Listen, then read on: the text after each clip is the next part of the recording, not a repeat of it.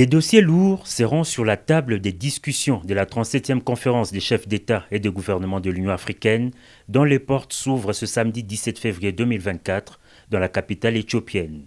Arrivé ce vendredi en début de soirée à Addis Abeba, le président de la République Félix Antoine Tshisekedi Tshilombo vient mener le plaidoyer en faveur de la paix dans son pays. Sans détour, le chef de l'État s'est immédiatement rendu dans la salle Julius Nyerere de l'Union africaine pour participer aux côtés de ses pairs à un mini-sommet sur la situation sécuritaire et humanitaire dans l'est de la RDC.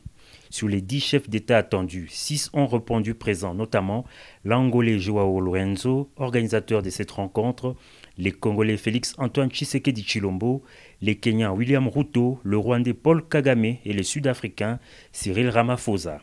Les autres chefs d'État se sont fait représenter.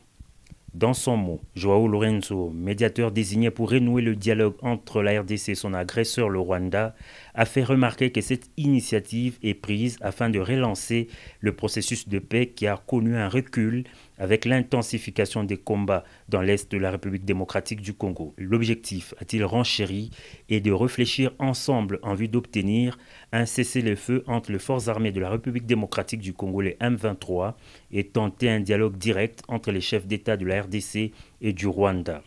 Après un huis clos, chaque parti s'est exprimé.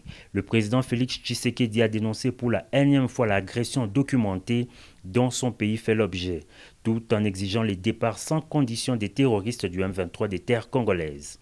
La partie rwandaise, quant à elle, continue de nier son implication dans la crise sécuritaire en RDC. Et c'est sur ces entrefaites que les travaux de ces mini-sommets ont été suspendus ce vendredi. Le prochain round est annoncé ce samedi, toujours dans la capitale éthiopienne.